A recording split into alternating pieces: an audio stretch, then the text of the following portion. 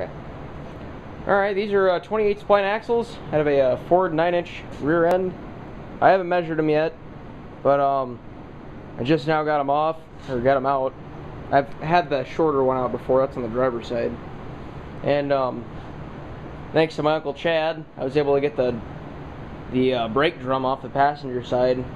A lot of the videos I watched on YouTube were just, you know, hit it with a hammer until it comes off. Well, my Uncle Chad brought a torch over, and I mean, after a few seconds of heating it up, it wanted to jump off there like it was nothing. But yeah, it broke all the rust.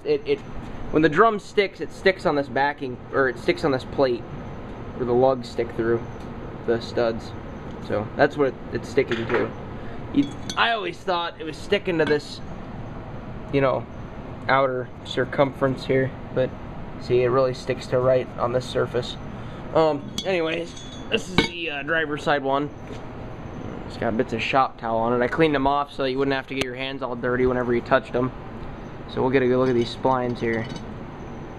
And please note that some of this is shop towel, but you see that shiny thing right there? That's a metal filing. And these are yeah, they're all warped out and stuff. They're messed up. These ones are not good. And you can really tell on this driver's side one. And I think the reason you can tell on one better than the other is when I was driving the car and you wanted to spin the wheels in the back, you'd have to be turning right. You have to get down on it, and that's when it'd break the tires loose. But that's the only time you could ever spin the wheels. It wouldn't do it off a stop sign or nothing. I never really did that all that often, but on these ones, pretty sure you can see that. See how there's these bumps? That's the finely machined surface. And these are all warped, by the way. And you get up here and they're just gone. And those ones go all the way to the top, the little bumps. So those are just ate up, all sorts of bad. There's little chunks out of them and stuff. So that rear end that's in the other one's very, very badly wore out. There's these pins that the spider gear's right on in the housing. And I think the spider gears are what them splines pop into. The pins, all the cast iron around the pins is all just wore out of there. It's all broke out and just eroded out of there. So that differential is pretty bad. I drove it all summer like that, and I never really had any problems. Car never left me stranded or anything like that, but I quit driving it when it started making a pretty distinct grinding noise. And I figured it was getting towards the end of its life, that differential, or that carrier anyways. Not sure how bad the ring and pinion are in there. I'm gonna have to take it out, but there might be some good usable parts out of that differential. It's a 275, or no, a 273. And under there, that garbage bag, you can see the seal kit that I got for the new carrier. But the nice built-up carriers in there. That's a 275 gear. I don't think it's posi or anything fancy like that, but you know, it's gonna work a hell of a lot better than the other one. So there's my axle shafts. Also, you probably won't be able to see it, but maybe you can. It's that movement. Pretty sure that ain't supposed to be doing that. That does not spin very smoothly. It gets to a certain point, it just slows down or binds up.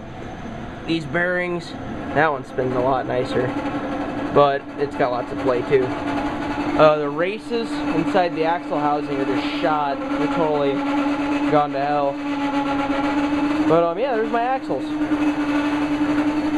Brand new. No, I'm just playing.